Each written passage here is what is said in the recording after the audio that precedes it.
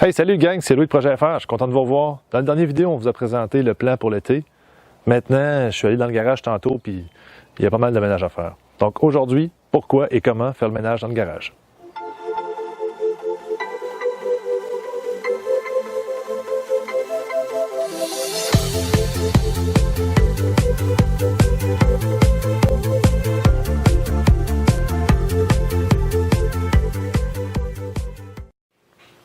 Organiser, planifier, préparer, faire le ménage, pour moi, c'est toute la même chose. C'est quelque chose qu'on fait qui ne réalise rien de concret. La plupart des gens vont me dire, si tu perds ton temps, tu es aussi bien de faire ta job de mécanique, puis laisse faire le ménage. Mais moi, je pense plutôt que de prendre 2-3 heures aujourd'hui pour me préparer, pour faire mon ménage, va me faire sauver plusieurs heures plus tard dans des jobs de mécanique où là, mon temps va être compté. Évidemment, si vous habitez en appartement et que vous avez seulement un petit coffre à outils, c'est pas bien long de faire le ménage. Mais si vous avez déjà un cabanon ou un vrai garage, vous allez voir que c'est beaucoup de travail d'organiser tout ça. Pourquoi faire le ménage dans le garage? Premièrement, parce que notre espace de travail représente notre état d'esprit. C'est-à-dire que quand on va faire une job mécanique difficile, ça va être pas mal plus facile de s'en sortir si on est dans un garage propre et rangé que si c'est dans un bordel total. C'est évidemment pour augmenter notre productivité, donc ça va éviter qu'on perde du temps à gauche à droite pour aller chercher des outils ou des produits qui normalement auraient dû être très rapides à trouver. Et on va peut-être même nous éviter un aller-retour au Canadian Tire qui va être fâcheux puis qui va couper une job de mécanique en deux. Puis ça, c'est non souhaitable. C'est évidemment pour être prêt à tout. Donc, on ne sait jamais qu'est-ce qui va briser, qui va se pointer pour une job de mécanique d'urgence. Donc, en étant bien rangé, bien organisé, on est prêt à toute éventualité. Et c'est aussi, évidemment, le temps de faire l'inventaire, donc de voir qu'est-ce qu'on a en main, puis de voir si on a des outils qui sont brisés, est-ce qu'il faut les réparer ou encore en racheter d'autres. Finalement, c'est un moment aussi où on peut se permettre d'être un peu plus créatif, donc de prendre un recul. On n'est pas le nez collé sur une job de mécanique, là, donc on prend un recul, on voit un petit peu globalement dans quel état est notre garage, et puis ça peut nous permettre de réaménager les choses, réassembler les choses, puis même de réutiliser des choses qu'on pensait jeter ou de les recombiner ensemble pour leur donner une deuxième vie. Donc, puis même pendant qu'on fait le ménage, on peut retrouver des choses qu'on avait perdues depuis longtemps ou encore retrouver quelque chose, puis ça peut nous faire repenser à un projet qu'on voulait faire puis qu'on avait oublié. Comment faire le ménage? Chacun va avoir sa méthode, mais moi, ce que je préconise, c'est la simplicité et la logique. J'essaie de toujours répondre à 3 questions. Premièrement, quand je vais avoir oublié comment c'est rangé, est-ce que je vais être capable de me retrouver rapidement?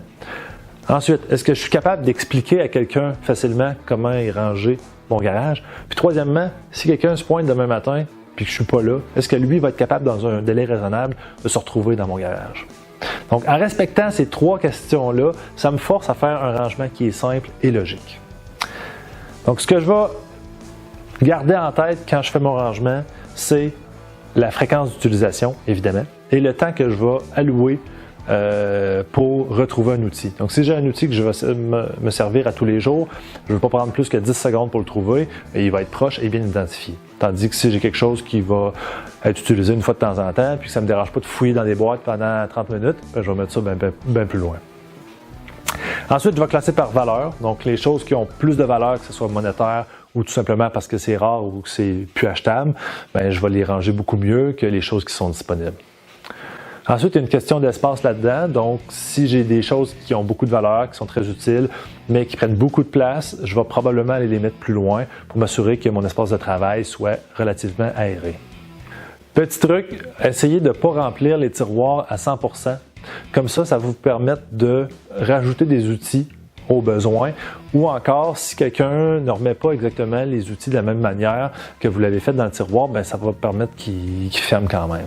Et évidemment, il faut classer par ensemble. Ça, c'est logique. On va mettre les vis avec les vis, on va mettre les collets avec les collets, les rubans avec les rubans. Mais ça peut être aussi par type de job. Donc, on va avoir un bac, par exemple, job de break. On va mettre tous les outils, on peut mettre des produits, on peut mettre un peu n'importe quoi, mais en autant que ça soit relié au job de break. Je vous laisse sur quelques petits trucs et techniques pour faire le ménage dans votre garage. Premièrement, n'essayez pas de tout faire la première journée. Si vous avez beaucoup de choses accumulées depuis plusieurs années, vous allez voir que c'est très demandant émotionnellement, psychologiquement de faire du ménage, surtout si vous décidez d'en acheter beaucoup. Donc, allez-y par petites bouchées, puis vous allez voir avec le temps, vous allez être content de l'espace fonctionnel que vous allez créer, puis ça va bien aller. Essayez aussi d'identifier tous les contenants que vous faites, même si c'est juste un mot. Plomberie, électricité. Ça n'a pas besoin d'être très précis, mais d'avoir au moins une identification de base sur chaque contenant, ça donne vraiment une bonne chance pour se retrouver par la suite. Essayez d'avoir toujours en main aussi un papier et un crayon pour pouvoir prendre des notes, des choses qu'il faut acheter, des choses qu'il faut faire, un Sharpie pour identifier les contenants, d'avoir du tape électrique, des tie-wraps pour attacher des rallonges, des choses comme ça, puis aussi des ziplocs, des élastiques pour attacher des choses ou pour les protéger de l'humidité. Donc, c'est des petits conseils comme ça qui coûtent pas cher, qui peuvent paraître anodins, mais qui vont vous faciliter la vie pendant votre ménage. Donc, j'espère que cette vidéo vous a donné le goût puis vous a aidé à faire le ménage dans votre garage. Et si c'est le cas, aimez-le et inscrivez-vous.